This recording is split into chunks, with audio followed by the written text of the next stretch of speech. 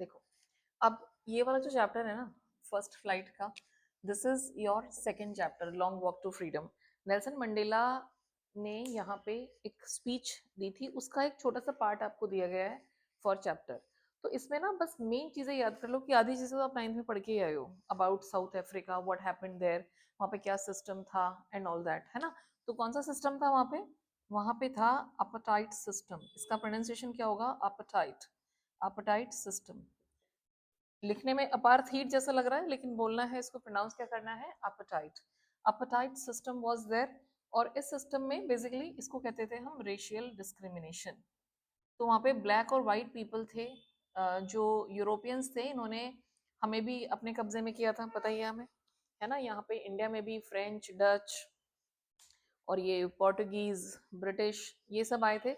उसी तरीके से this white people also captured south Africa. क्योंकि साउथ अफ्रीका ऐसी कंट्री है जहाँ पे बहुत सारे मिनरल्स हैं, बहुत सारे डायमंड्स हैं, मतलब ये कह सकते हो कि यहाँ पे बहुत अच्छी वैल्यूएबल चीजें मिलती हैं। जैसे अभी साउथ अमेरिका का दिखा रहे हैं ना, कि साउथ अमेरिका पे ट्रम्प ने कब्जा किया है। तो वो क्यों किया है? बिकॉज साउथ अमेरिका जैसे वेनेजुएला है, वो बहुत ज्यादा रिच है मिनरल्स में और बहुत सारी चीजों में, gold, silver and other things. तो ये एक मेन रीजन था। अब जब ये लोग कॉलोनाइज करते हैं तो बेसिक इनका पर्पस क्या होता है? कि ये वहाँ की लोगों को भी परेशान करते हैं। और यहाँ पे सबसे बड़ी चीज क्या थी? कि ये जो ब्लैक पीपल हैं, क्या आपके कलर से डिसाइड होता है कि आप कितने टैलेंटेड हो, है ना।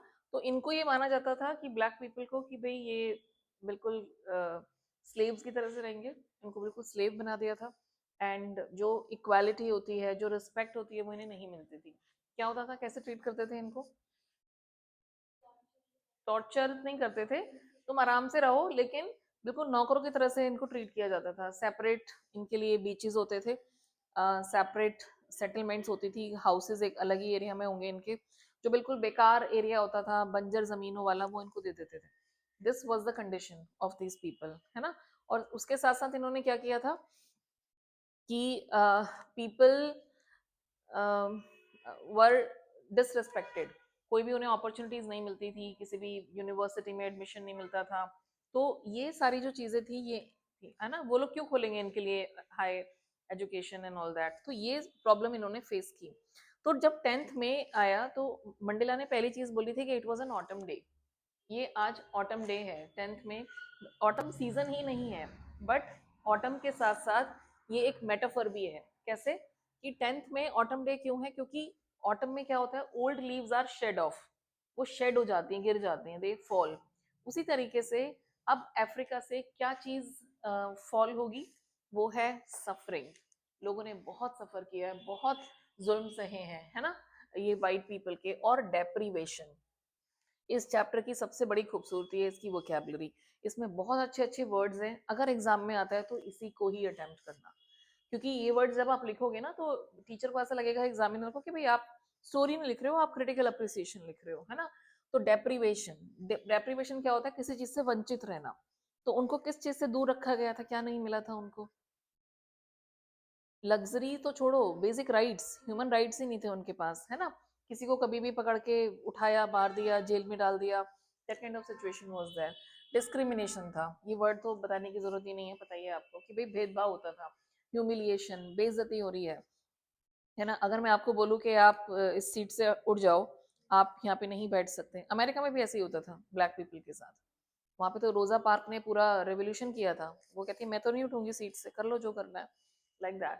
तो आपको थोड़ा सा हिस्टोरिकल नॉलेज भी होनी चाहिए इस चैप्टर को समझने के लिए, तभी आप इसे कर सकते हो। ह्यूमिलिएशन, तो ये जो सारी लीव्स हैं, इसमें जितने मर्जी नेगेटिव चीजें हैं वो सब डाल दो, वो ओल्ड लीव्स हैं। और नई लीव्स क्या आएंगी अब साउथ अफ्रीका आजाद हो गया है, it has become Republic, democratic Republic. तो ये क्या बन गया है? पहले डेमोक्रेटिक लिखोगे, फिर रिपब्लिक लिखोगे। Democratic Republic south Africa. और इसको आज़ादी कब मिली थी? 1994 में। देखो, हम तो 47 में आज़ाद हो गए थे, इनको 94 में आज़ादी मिली। और तब ये मंडेला जो थे, इनको बनाया गया था प्रेसिडेंट, है ना। क्योंकि he was in jail, he was in prison for more than 26 और 28 ईयर्स। वो थोड़ा सा अलग अलग डिस्क्रिपेंसी है इसमें। तो अपनी लाइफ का जो मेजर पार्ट था वो इन्होंने जेल में ही बिताया। और इनका गुनाह क्या था, क्राइम क्या था? He wanted freedom, he wanted equality, he wanted respect, for himself and for the whole community. यही इनका गुनाह था, है ना। इंडिया में भी तो ले जाते थे ना गांधी जी को, और सबको पकड़ के जेल में डाल देते थे। Same thing happened there. Got it. तो ये union buildings amphitheatre in Pretoria हुआ था। यूनियन बिल्डिंग के एम्पी थिएटर में हुआ था, प्रिटोरिया जगह का नाम है, जहाँ पे ये ओथ सेरेमनी हुई थी। और ऑब्वियसली भाई जो प्रेसिडेंट है वो स्पीच देगा, तो आपको ये स्पीच के पॉइंट्स लर्न करने हैं। तो पहला जो पॉइंट है वो क्या था, मंडेला ने ओथ ली थी वहां पे। सो इस ओथ में दो ही चीजें थी कि I will abide by the constitution. Abide by का मतलब क्या होता है कि मैं इसे फॉलो करूंगा अच्छी तरह से, है ना। नाइन्थ में तुमने पढ़ा था general Pervez Musharraf, Robert Mugabe, इन्होंने क्या किया था, इन्होंने कॉन्स्टिट्यूशन ही चेंज कर दिया। हिटलर ने तो वहां पे तो हिटलर के आते आग ही लग गई थी। अब वो आग कैसे लगी वो तो सबको पता है ना। तो इसने कहा कि सबसे पहली चीज है कि मैं अपने कॉन्स्टिट्यूशन की रक्षा करूंगा, उसे रिस्पेक्ट करूंगा, दैट इज इम्पोर्टेंट। और दूसरा है कि मैं अपनी लाइफ किसके लिए डिवोट करूंगा, अपनी अपनी वेलफेयर के लिए, पीपल्स वेलफेयर, है ना, दैट इज मोर इम्पोर्टेंट। और उनको किससे हटाऊंगा, पॉवर्टी, डेप्रीवेशन, ये सारी चीजों से, gender discrimination and all. Got it.